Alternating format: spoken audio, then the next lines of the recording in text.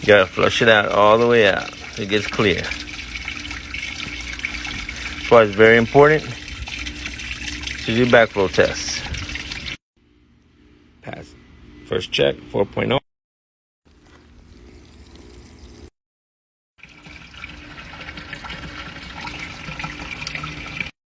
Second check, pass over 1.0.